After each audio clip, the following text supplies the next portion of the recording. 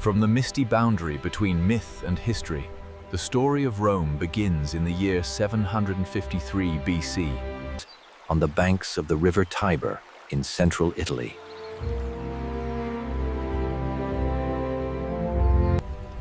According to Roman tradition, twin brothers Romulus and Remus, descendants of the Trojan hero Aeneas, were abandoned as infants and raised by a she-wolf.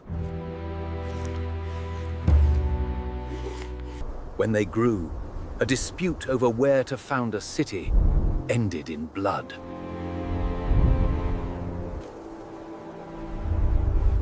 Romulus killed Remus and became the first king of Rome.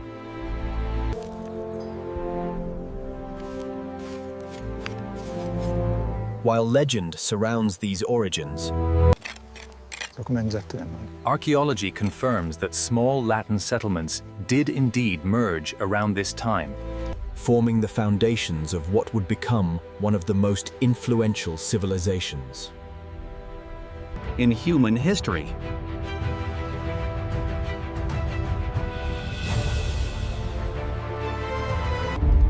Early Rome was ruled by kings, 7 in total, who shaped the city's earliest institutions.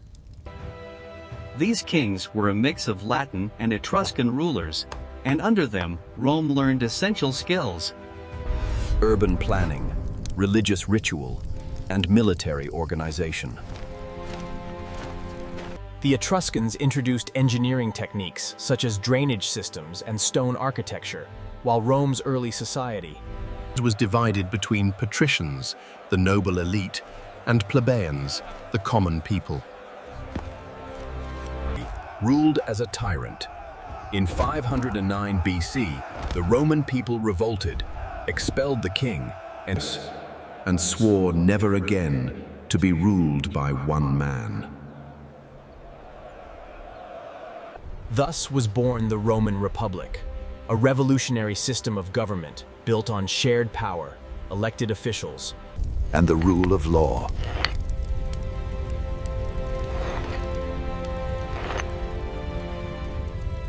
At its heart were 2 consuls, elected annually, who commanded the army and governed the state. The Senate, composed mainly of aristocrats, guided policy, while popular assemblies gave citizens a voice.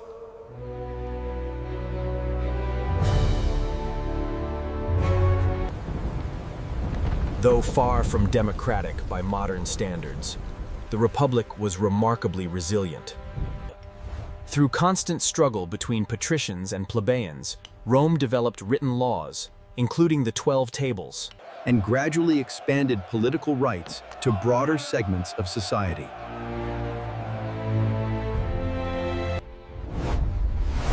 As Rome stabilized internally, it expanded outward.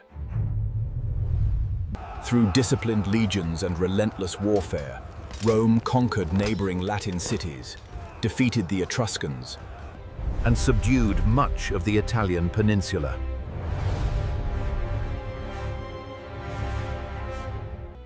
Roman soldiers were not merely fighters, they were builders, constructing roads, forts, and colonies that secured Roman control.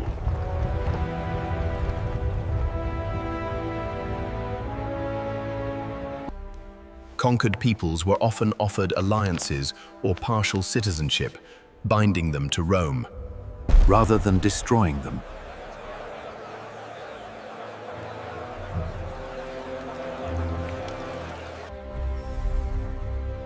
This flexible system of integration became one of Rome's greatest strengths.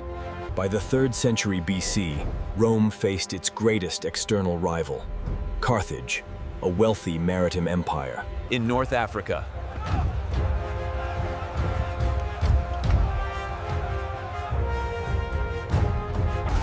The Punic Wars that followed were brutal and decisive.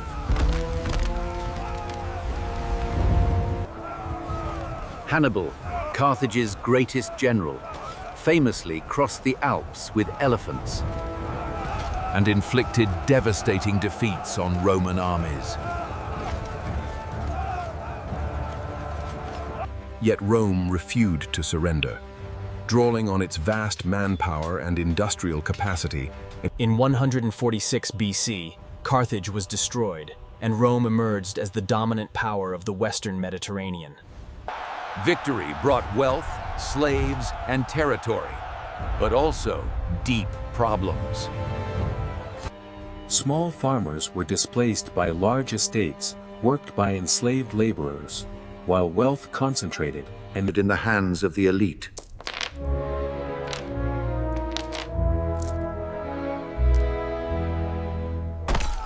Social tension erupted into political violence.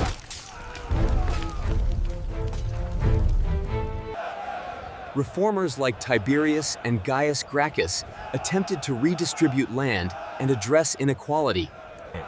But both were killed, setting a dangerous precedent for resolving political disputes through force. As Rome expanded across Greece, Asia Minor, and the Near East, its armies grew more powerful. And more loyal to their generals than to the Republic itself. This shift marked the beginning of the end for Republican government. Ambitious commanders like Marius, Sulla, Pompey, and Julius Caesar used their legions as political weapons. Civil wars became frequent, and traditional institutions struggled to cope with the scale of empire. Rome now governed.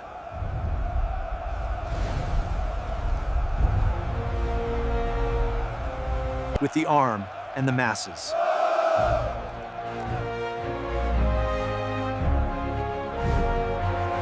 Declaring war on the Republic itself.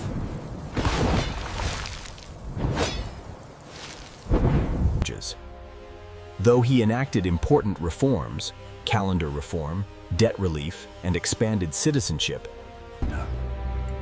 Many feared he aimed to become king. But instead unleashed chaos.